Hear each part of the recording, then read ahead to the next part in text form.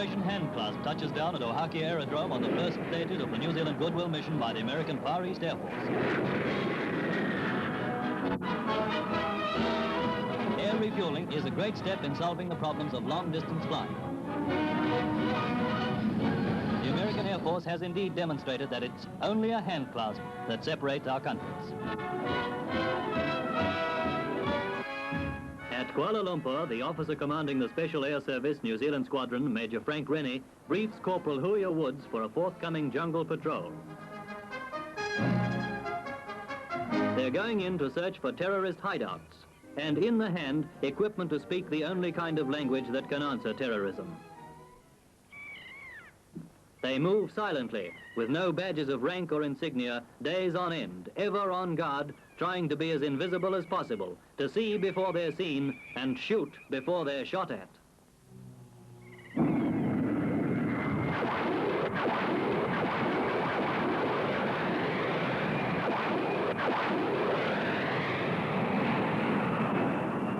The Royal New Zealand Air Force represents a small country, but it stands as a senior partner in the defence of the Commonwealth.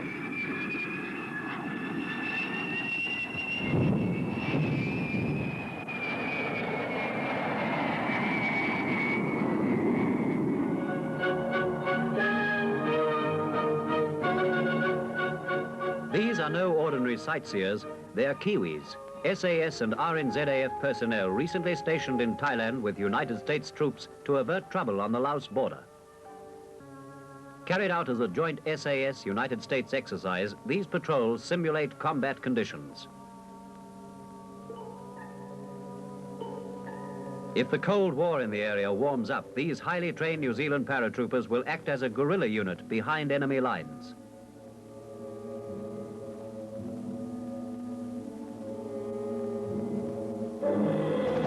Our defense is based on collective security, which means fighting alongside our allies when necessary. New Zealand soldiers are doing this in Vietnam.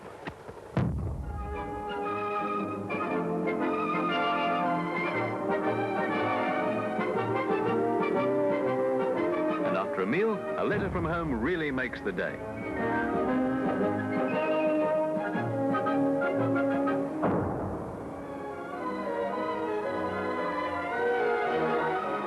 A surprise visit by General William C. Westmoreland, commander of the U.S. forces in South Vietnam, catches everyone a little off guard, but the uneasiness of having such a high-ranking officer around soon disappears.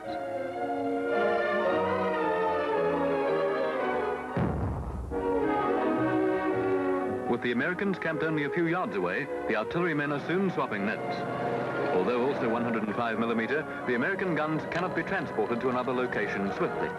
This is where the New Zealand howitzers have a tremendous advantage.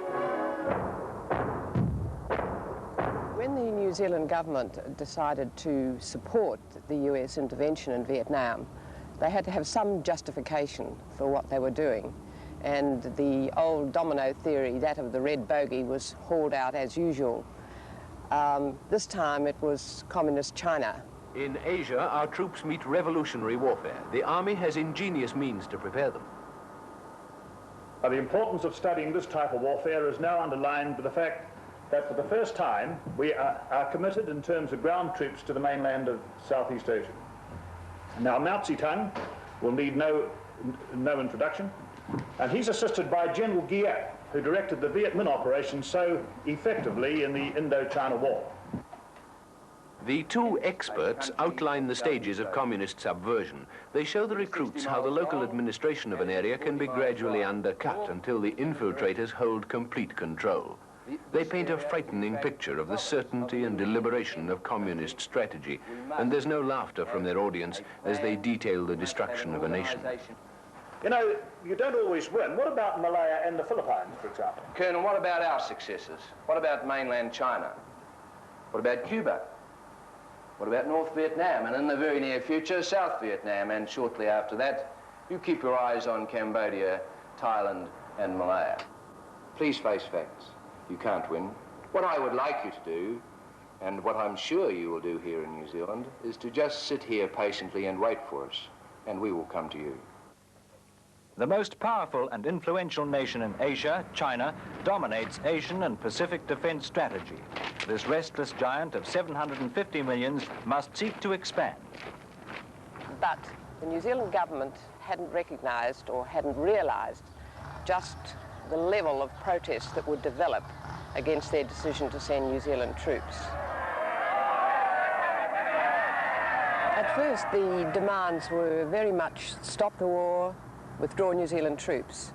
But as events developed in Vietnam, and with the considerable amount of education by the protest movement itself, New Zealand people began to see the real nature of the war, so that the demands were added to very much by withdraw all US troops out of Vietnam, as well as slogans for supporting the liberation struggle for independence of the Vietnamese people. The United States government was absolutely determined that there would be no cracks in the alliance.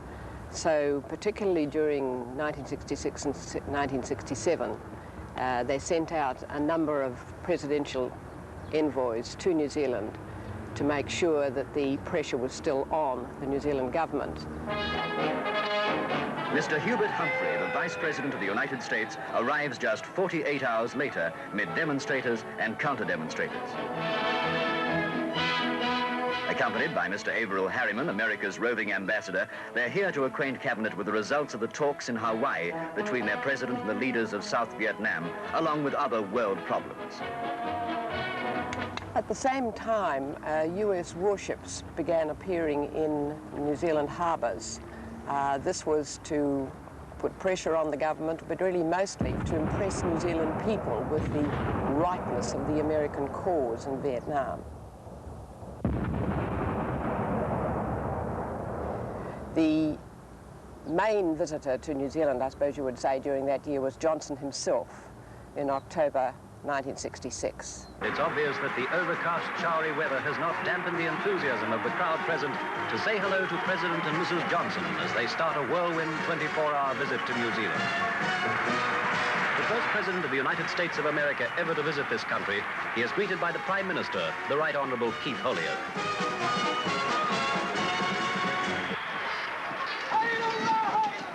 The President is challenged and welcomed in the traditional way by a Maire party specially dressed for the occasion.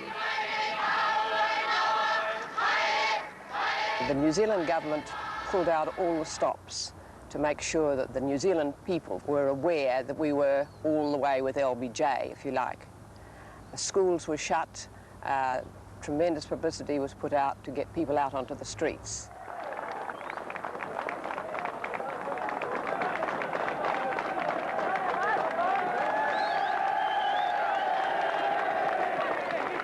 But the protest movement mounted massive demonstrations at the time of his visit to show just where thousands of New Zealanders stood on the whole question of this war. Mr. President, you mentioned yesterday that on many occasions we, the people of New Zealand, the people of the United States, have been joined together and engaged together in the defense of freedom. The President of the United States, Mr. Lyndon Johnson. Our two nations are separated by 6,000 miles of the blue Pacific Ocean, but we're united by historical interests and commitments that we think are far more important in the shaping of our national destinies than in the miles that divide us. All I want to do is not only to be the possessor of freedom and liberty, but I want to be the protector of it, not just for myself, but for mankind.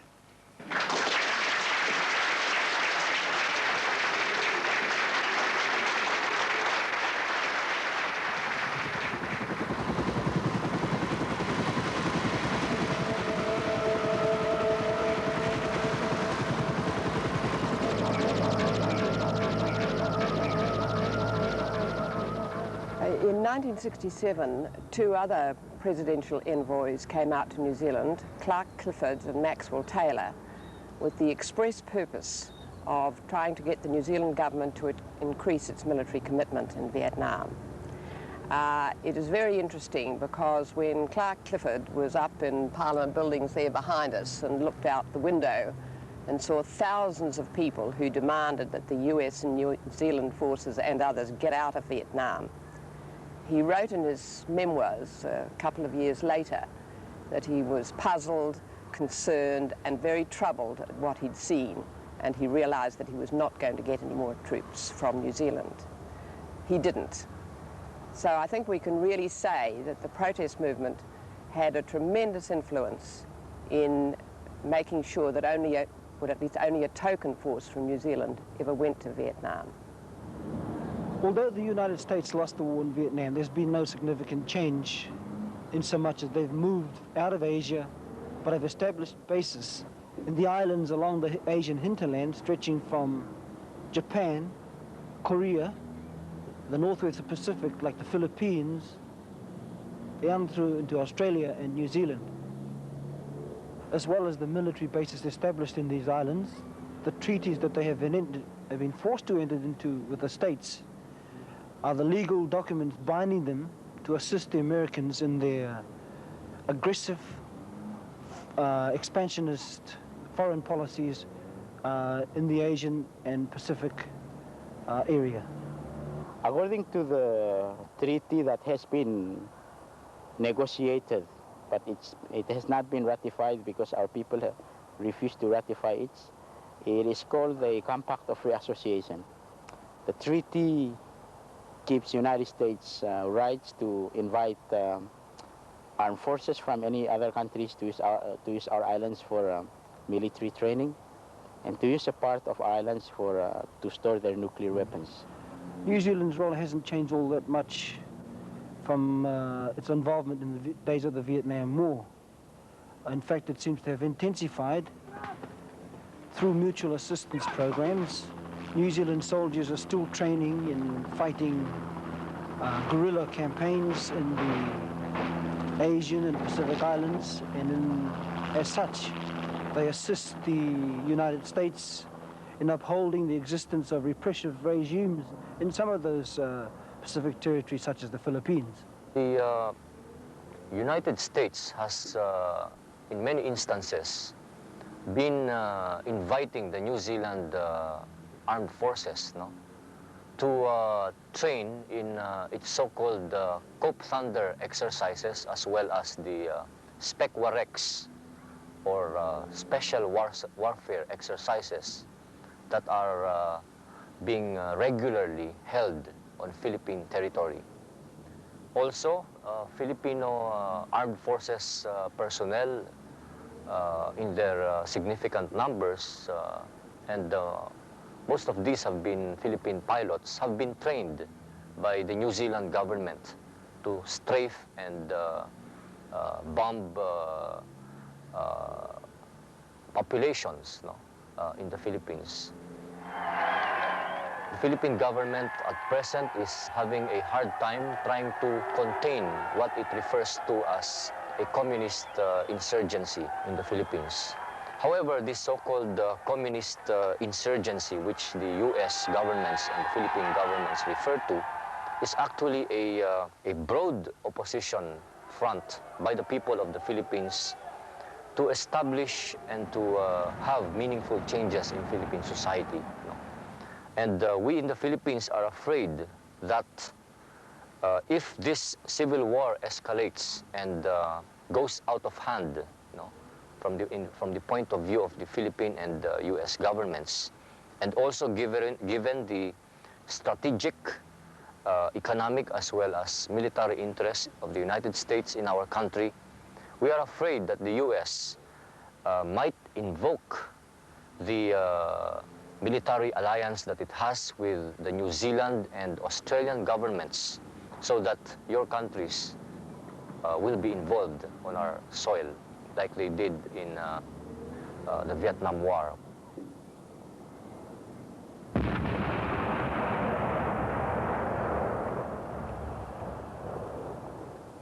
New Zealand's role has become that much clearer, even more sinister, with the development of the Ready Reaction Force, which consists of about 1,000 to 1,200 military personnel who will have the backup of the Army, the Navy, and the Air Force, including their weaponry, which includes helicopters, skyhawks, support vessels, and even the involvement of 2 submarines is proposed.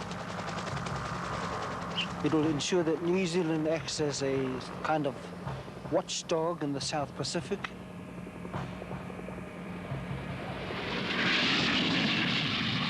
In fact, it ensures that we will be the spearhead of American foreign policy.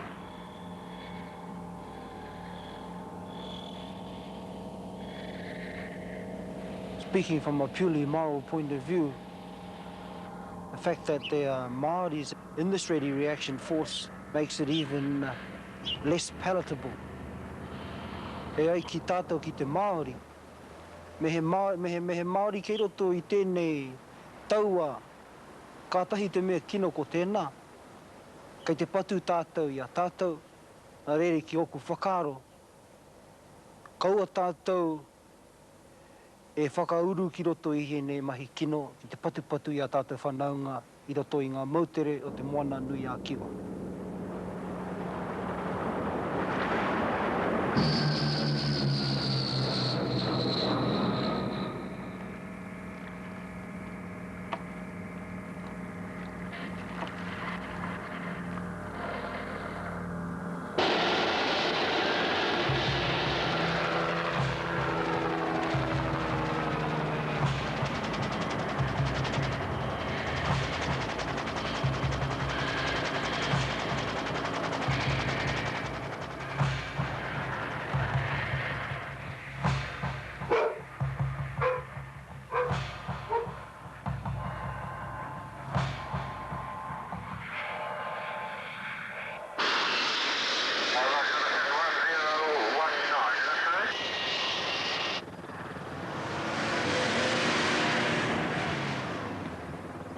Upshot of all this is that once they've established the foothold in the countries, they maintain what is called civilian control. New Zealand is already involved in training our ready reaction force for this kind of role. New Zealand government is helping us a lot in many ways so far, but looking at this reaction force, I don't think we would be happy with New Zealand government helping us with that. If all of us disagree with it, then that's where everybody should move together. Peace movement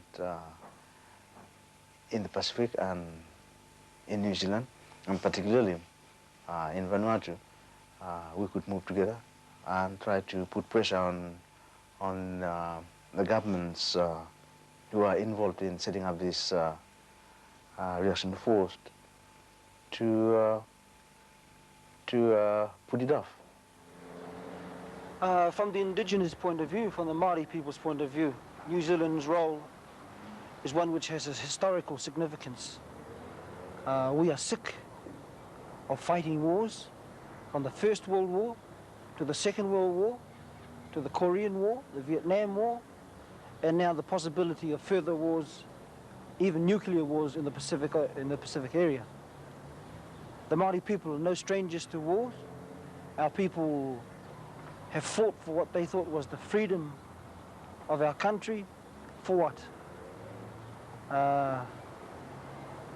The only war that the people should be fighting, as far as I'm speaking on the Māori point of view, is back here in Aotearoa.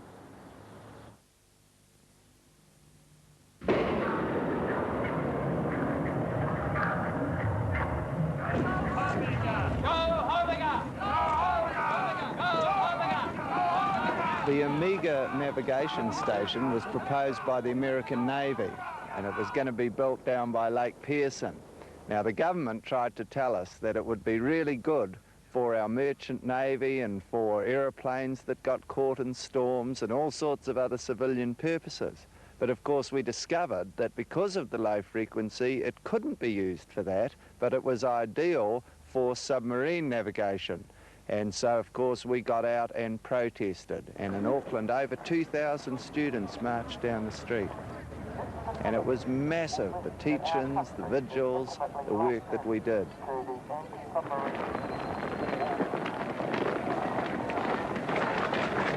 And as a result, they moved it, I think, over to Victoria in Australia somewhere.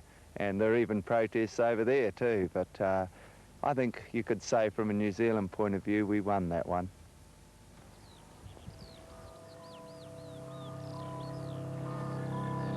Project Longbank was a highly secret American military base, and at first we didn't know what its function was. It looked extremely sinister with igloos and radio masts everywhere, but what we found out was that it was being used to monitor the effects of nuclear explosions and what those effects would be on radar and radio transmission.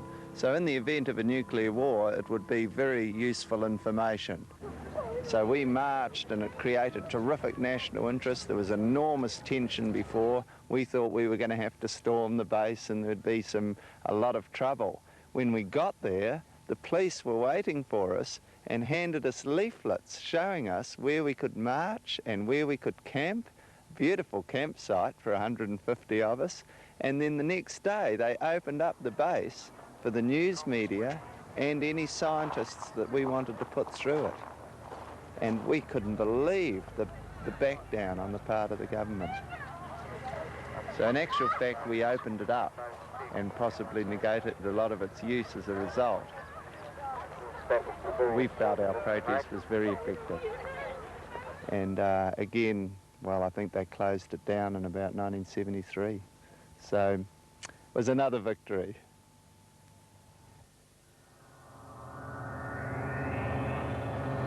In the late 1960s, the United States Air Force decided to operate a network of worldwide satellite tracking stations. Mount John in the Mackenzie country was picked to be one of these, and in 1969 the observatory opened on Crown land sublet from the University of Canterbury for an annual rental of $1. The official designation at the time for the function of the observatory was to track space debris, space garbage.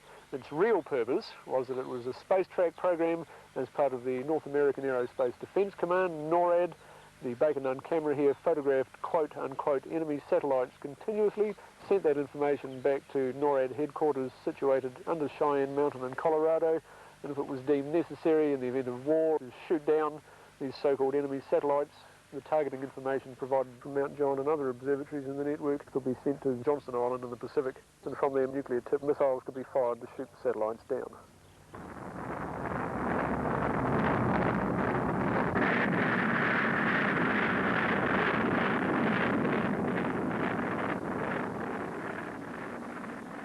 From the outset, there was intense suspicion within the student body at Canterbury that this was in fact a military installation. There was a lot of research done by numerous people. For example, Owen Wilkes established that it was. A concerted campaign was launched to drive Mount John out from under the academic cloak of respectability. This reached its climax in March 1972 with a national demonstration here of people from all around the country. We camped down at the foot of the hill here. On the Saturday night, a large number of people climbed up. We were confronted by rather aggressive police in the resulting melee. They let dogs loose on us. 2 people were bitten. One was bitten in the cock, one on the leg, with serious injuries, and one schoolboy was kicked in the face by a dog handler and suffered a broken jaw. And the following day, we all came up the top here, incensed by what had happened the night before. There was a demonstration, and on the way back down the hill in a totally spontaneous outbreak of mass civil disobedience, we decided that we would both blockade the base and blockade the police at the top of the hill. They'd left all their cars up here. So we proceeded to lay our hands on all the thousands of boulders around, ranging up in size to several tons, dragged them onto the road and demolished anything else that came to hand. As a direct result of this demonstration and this campaign, the University of Canterbury decided it had enough. There was a doubt about the function of the base. Later that year, they decided not to renew the sublease, but then the Labor government, in one of its very first actions, stepped in and directly took over the lease to the United States Air Force. In 1975, the US Air Force stopped running Mount John directly and contracted the job out to the Bendix Corporation of America in the interest of more efficiency and of sanitising the operation for the benefit of the New Zealand government and people. And in 1983, it was announced that Mount John would be closed and relocated to Hawaii, where technologically superior facilities were available.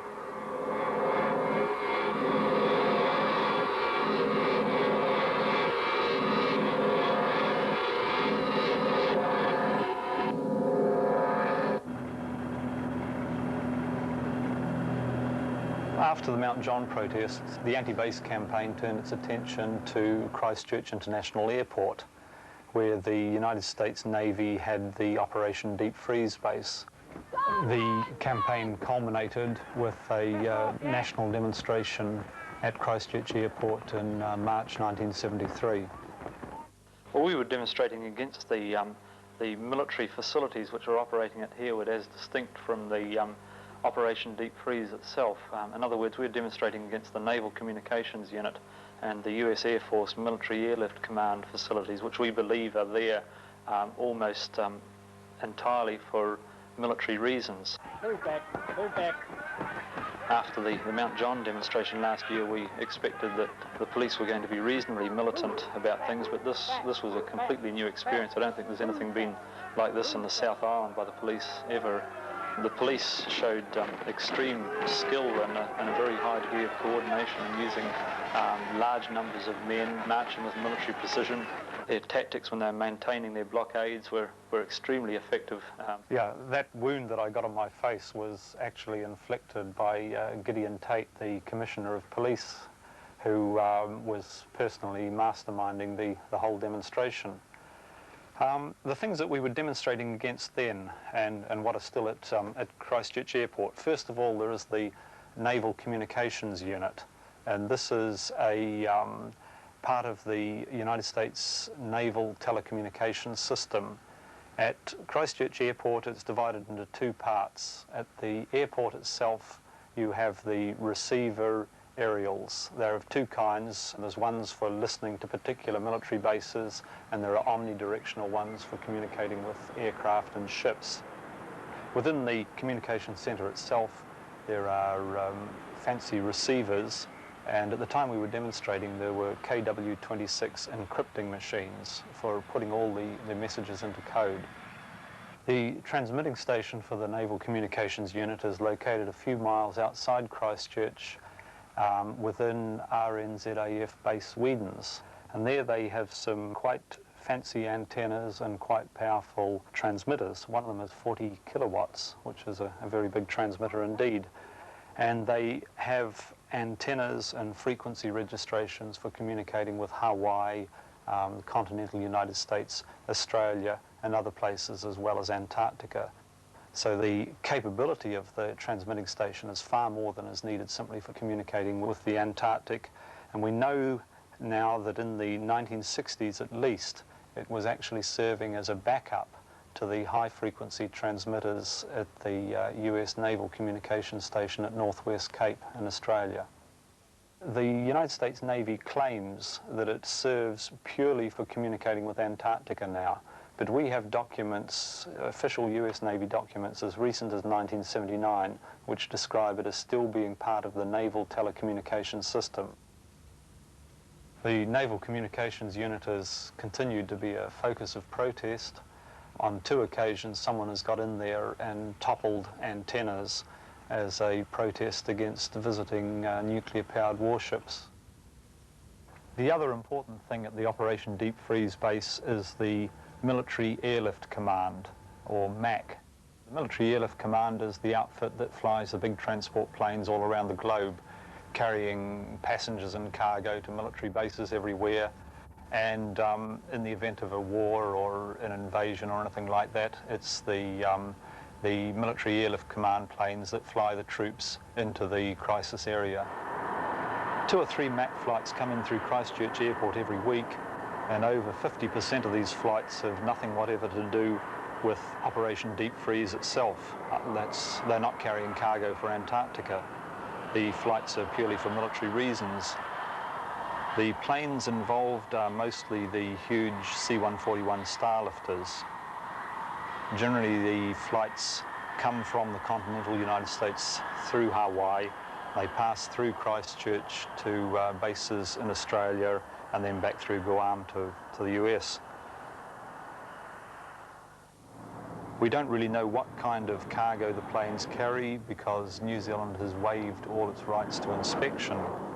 It's quite possible that they could carry anything in support of any kind of military activity. It's conceivable, although it's very unlikely, that they could carry nuclear weapons through New Zealand without the New Zealand government knowing.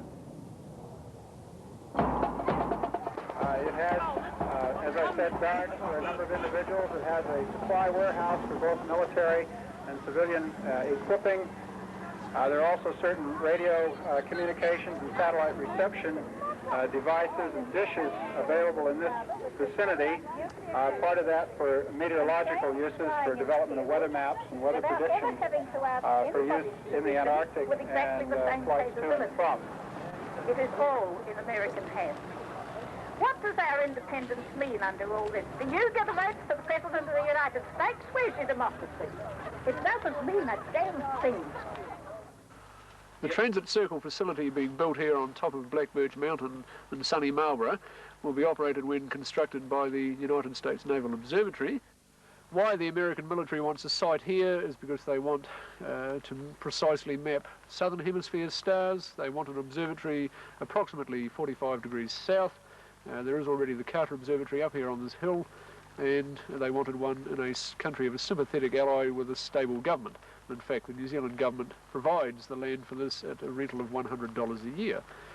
And the official story for this installation is that it's all in the interest of pure science. This bullshit follows in the tradition of what the New Zealand public has been told with the functions of all American installations in New Zealand, Project Longbank at Blenheim, Mount John in the Mackenzie country, and Harewood in Christchurch. The true function, as spelled out in American military documents, is to, quote, provide the necessary increased accuracy necessary for military purposes, unquote. It'll be measuring about 200,000 southern hemisphere stars which aren't visible from northern observatories. And there's lots of uses for this kind of data. It's used in ordinary civilian navigation, for example, but by far the most important use is that this star data will be incorporated in the guidance systems of the Trident missiles, which will be aboard Trident submarines cruising in the Pacific. The first one was launched in 1979, and at least 10 of the Trident submarines will be operating in the Pacific eventually. Each submarine will carry 24 Trident missiles, and each of those missiles carries 8 independently targetable warheads. So that's 192 cities that you can destroy with just one submarine.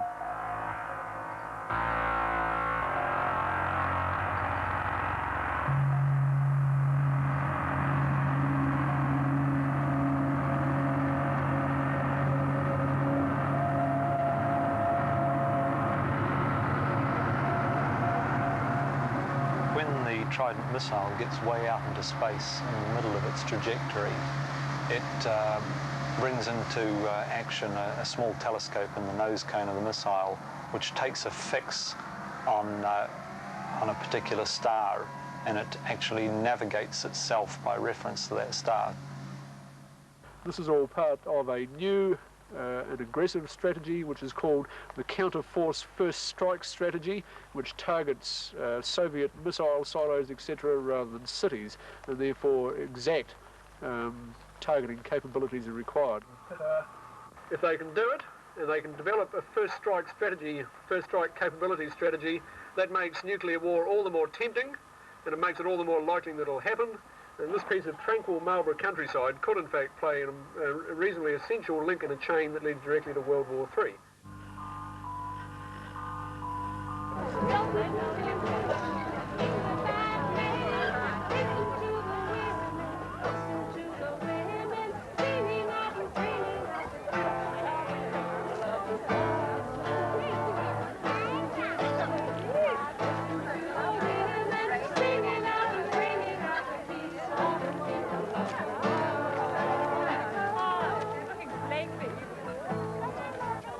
Intelligence gathering is incredibly important to the United States. It doesn't need to use weapons so long as it knows who's doing what where. Then it's in a position to exert pressure. And to this end it has a great array of intelligence gathering antennas and stations right around the world. And New Zealand merely fits into this huge pattern.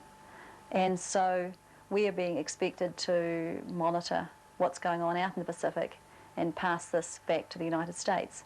And the way we do this in New Zealand specifically is via the station at Tangamoana, which is near Palmerston North. The heart of the Tangamoana installation is the circular array of 76 antennas. The circular array fixes the location of ships by cooperating with 2 other similar stations. We think that probably it's using one in Australia and another one in Guam, or maybe 2 in Australia. Once the information has been gathered by Tangamoana, it is then fed into the system around the Pacific, which the US is operating to gather intelligence. If the United States told us that a foreign ship, a potentially hostile warship, came into our maritime surveillance area, then we could be asked to go out and pinpoint the location of that ship exactly.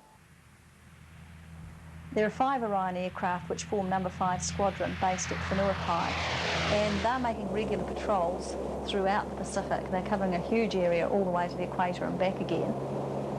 We are an island nation. We're surrounded by the ocean. We have huge ocean distances between us and our allies, and we have accepted a very important responsibility for surveying this part of the world. When the Orion gets to the general area of the target vessel, it uses a combination of state-of-the-art radar, radio analysing gear and infrared detection to find the sub or the ship. Then they take photographs, up to 80 photographs per patrol. Some of these photographs go to the Joint Intelligence Organisation, which is near Canberra, and they're analysed there to identify and work out the role of the target vessel. When they're tracking submarines, they drop sonar buoys into the sea. He might start off by dropping sonar buoys which just listen, and he'll drop them in a wide distributed pattern, and hopefully he'll pick up the noise from the electric motors or the nuclear generator of a submarine. His main object in the end, of course, is to position the aircraft to be able to drop a weapon as close as possible to the submarine.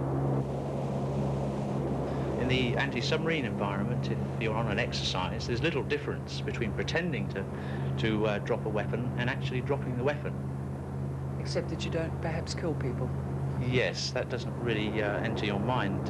Even in a wartime situation, I suspect, all you would get would be a disappearing blip.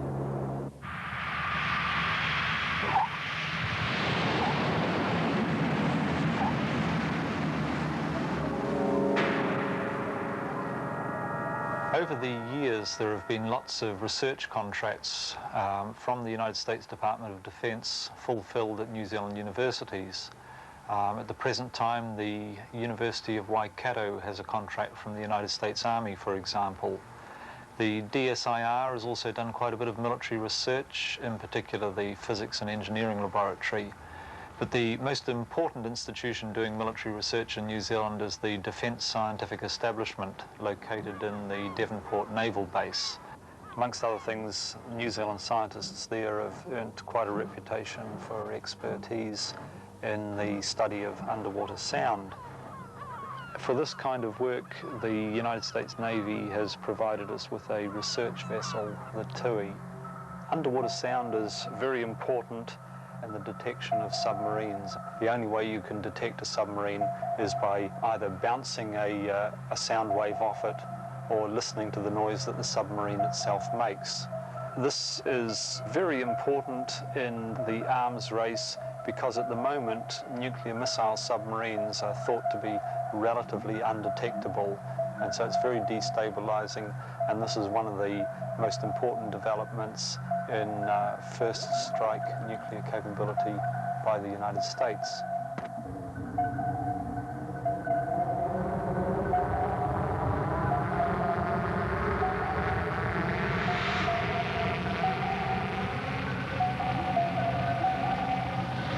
We feel that scientists should refuse to do work that is involved with weapons of mass destruction. That is, to refuse to do any research and development in chemical, biological or nuclear warfare. If scientists all over the world were to refuse to do this sort of work, then the arms race would come to a halt.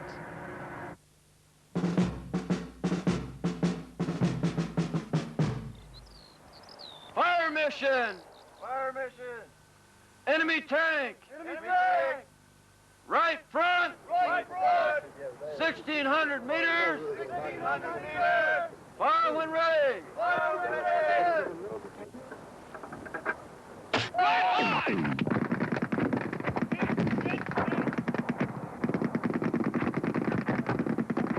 of all, is we get to load it out and move it off Hawaii. So that's practicing a deployment, which is something we'll have to do. And then to get here where we have extensive training areas. We just don't have a Wairuru in the state of Hawaii. Newly loaded by starting along the side rail. Locked in place by the bridge clamp. And armed with an arming device. With the gradual withdrawal of Britain from the Pacific, we've turned more and more to the United States as a defence partner. We've ended up with a New Zealand military force which is tailor-made to serve United States military purposes rather than to defend our own country. Our Navy, for example, is ill-equipped for our own coastal defence, but is really just one more cog in the United States naval war machine.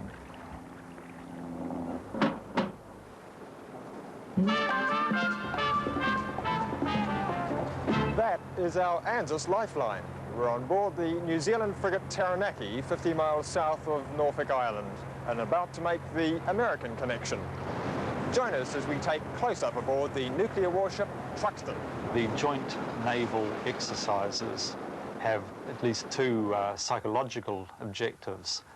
They condition the New Zealand public into accepting that we are part of a nuclear alliance and that our forces will get involved in nuclear wars, and they condition our military personnel to actually take part in a nuclear war. Perhaps our personnel, like our military equipment, are a little bit out of date in this, and they have to be brought up to date with the realities of the nuclear age, first strike strategies and all that sort of thing. Did witnessing the explosions influence you regarding nuclear warfare? Yes, I'm against it now. It scarcely seems fair. They lob one of those things at you and it's all over. It's a matter of who gets in first. I think it's really taken all the sportsmanship out of war. A bit disappointing, really.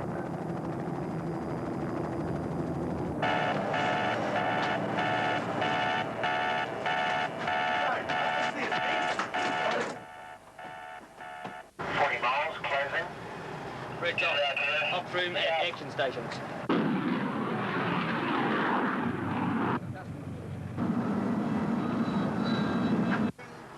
Engage bogey 03 bearing 100. Aircraft to exercise, provide HE2's VT. Set range 180, lookout bearing. Report the aircraft.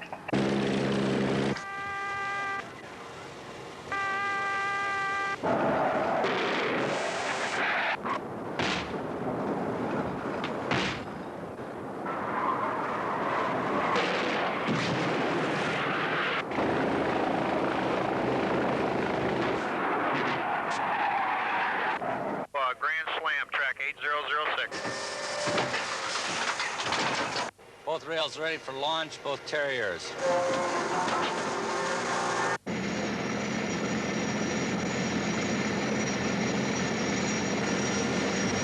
Fire, roger. Birds away.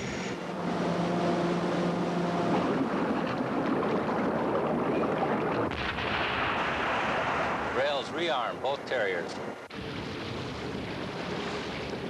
This ship has nuclear propulsion, but much more importantly, it also has nuclear weapons. You can see on the deck there, there's a couple of launchers for ASROC missiles. These have a 1 kiloton warhead. There's also a couple of helicopters stashed underneath the fantail deck, and they can drop 10 kiloton nuclear depth charges. Now the government tells us that these are only your ordinary or garden variety of tactical nuclear weapon. We don't need to worry too much about them. But much more important is that this ship and a lot of others in the Pacific Fleet will soon be carrying the Tomahawk cruise missile.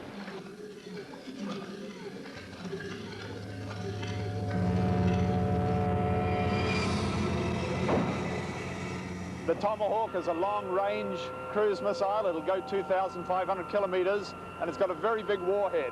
It can have a 200 kiloton warhead, which is about 7 or 8 times as big as the Hiroshima bomb. And this is exactly the same cruise missile as everyone in Europe is getting upset about, and the Greenham Common Women are demonstrating about. And yet there's only 464 of them going into Europe, and there'll be something like 800 of them deployed on ships in the Pacific by the United States Navy.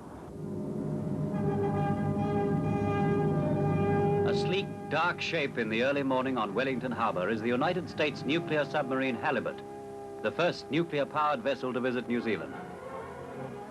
The Minister of Defence, Mr. Connolly, visits Halibut with other ministers to see how the modern submariner lives.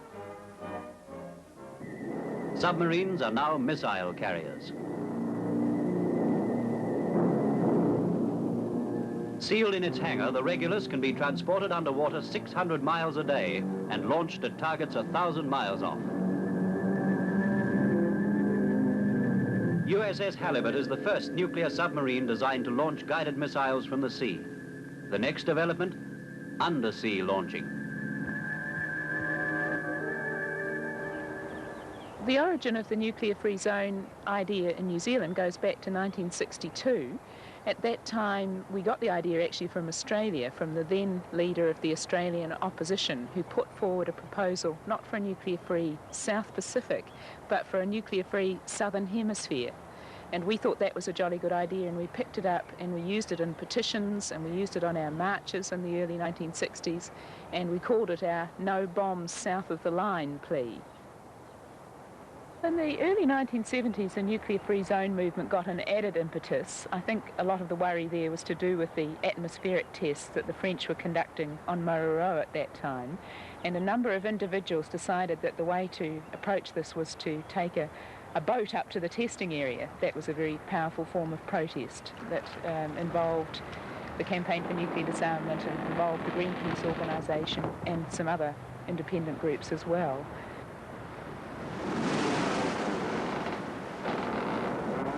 But then finally our own government took up the issue and they decided to send frigates across to the testing area as an official government protest.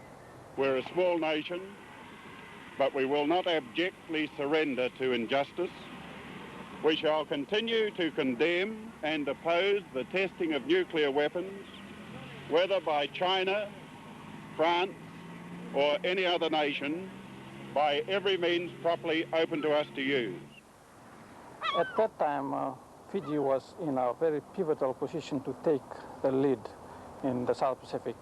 And we were actually playing a very progressive role in regional politics, together with the Australian and New Zealand governments in promoting the idea of a nuclear-free zone in the South Pacific. Our government took a resolution to the United Nations in conjunction with Fiji and Australia and got tremendous international support for the idea of a South Pacific nuclear weapons-free zone, 110 votes at the General Assembly and no nation opposing it. But we then had, unfortunately, a national government come into office. After the election of the two conservative governments in Australia and New Zealand in 1975, the position changed. Fiji succumbed to pressure from the United States, France, and combined with the hostility of these conservative governments to the promotion of the idea of a nuclear-free zone in the Pacific Forum. Fiji now no longer takes the initiative. We then started to see nuclear warships visiting our ports regularly, and we started to see a number of high-ranking American defence officials coming here to New Zealand, and at the same time tremendous publicity about the Soviet threat in the Indian Ocean and in the Pacific. There is a general consensus that the greatest threat to peace and stability in the area has been the growing aggressiveness of and encroachment of the Soviet Union into the area, both directly and through proxy. We now know from American congressional documents that that threat was, inflated out of all proportion. In Vietnam and Cam Ranh Bay and Da Nang, the Soviet fleet is establishing a substantial base. So, that's not regarded as just a picnic or anything like that. That is a real 2,000-mile jump into the middle of our lines of communication. The Soviet Union's nuclear submarines, armed with ballistic missiles and long-range torpedoes, and backed with missile-carrying planes and ships, are capable of destroying an enemy in any region of the world's oceans. Now, that, I think, is literally correct.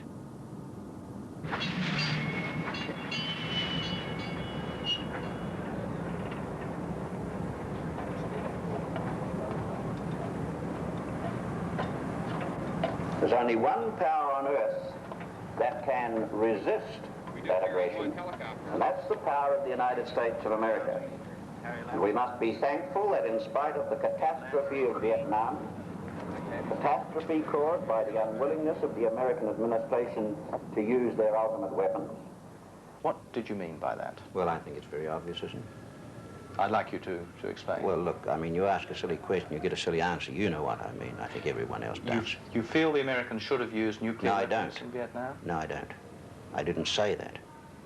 But we are obviously talking about nuclear weapons. They did not use them.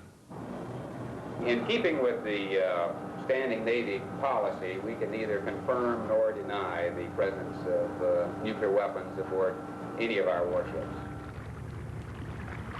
The purpose, we are told, for the American nuclear warship visits is so that the sailors on board can have rest and recreation. They come here well away from their normal strategic area of operations. The warmth and the hospitality of the people of New Zealand is world-renowned, especially rumored in the United States Navy.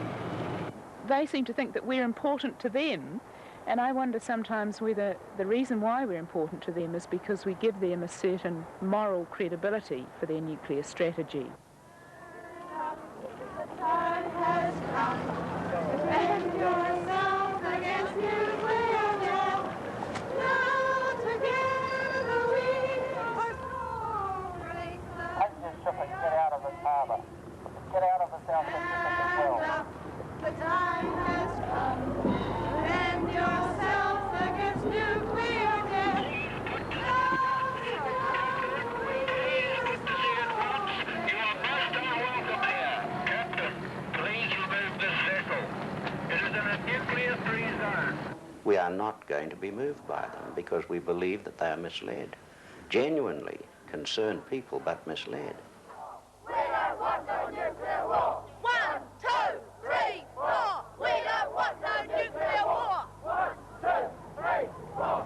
We don't want no nuclear war. 1, 2,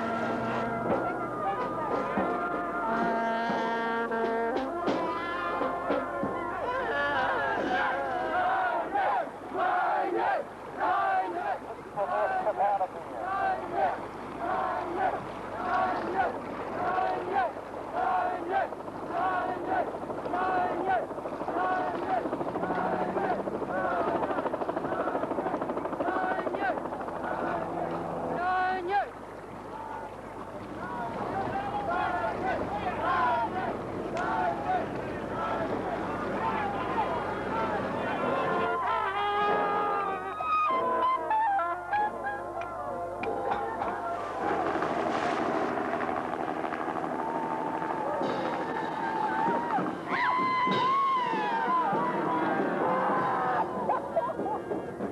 There's no good military reason for the ship coming right at this particular time. It's purely political.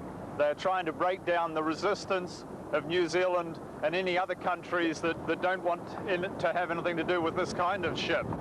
The ultimate reason is that the United States is seeking strategic dispersal for all its ships. They want to have as many ports around the world as possible that they can use in time of war to make it as difficult as possible for the Russians to knock them all off. And capitalism for everyone else. Only 6% of the Pentagon contracts are completed.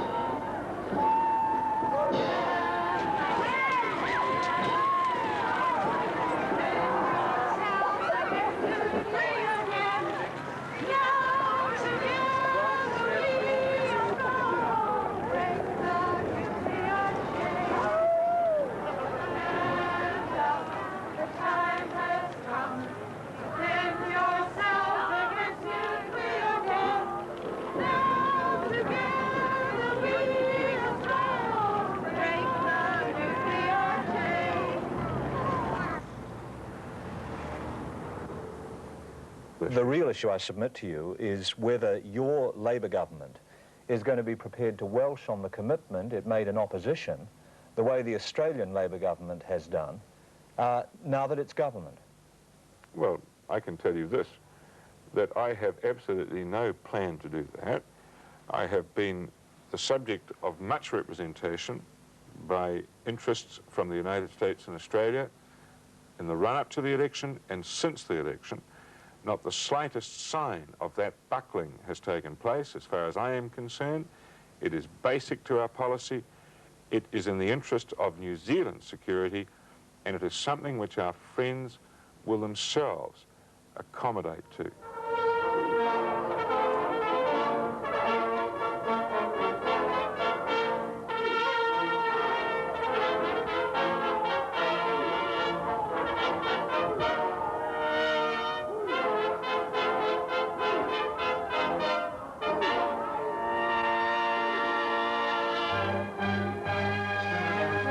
Only a hand clasp that separates our countries.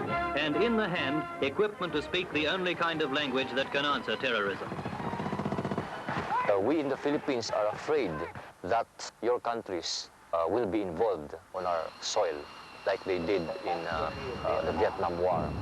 Catastrophe caused by the unwillingness of the American administration to use their ultimate weapons. And this piece of tranquil Marlborough countryside could in fact play a reasonably essential link in a chain that leads directly to World War III. Even in a wartime situation, I suspect, all you would get would be a disappearing blip. Do you give the rights to the President of the United States? Where's your democracy? All I want to do is not only to be the possessor of freedom and liberty, but I want to be the protector of it, not just for myself, but for mankind. We are the custodians of the Maori, the vital life principle, if you like, of this great expanse of ocean, what they call the Pacific, and New Zealand itself. And we will not be able to preserve that Maori by involving ourselves in wars and more wars outside the shores of Aotearoa. Ka tiko nei, koe nei taku whakaaro kia tata. Hei aha te take pakanga ki ngā whenua ke, kei ko nei te oranga mo tātou, me hoki mai tātou ki te tieki, ki te manaki, te Maori o tō tātou e whenua. Me te hāpai i ngā tikanga e pāna kia tāua ki te Māori, e noho nei i rungo i te mato o te whenua nei o Aotearoa.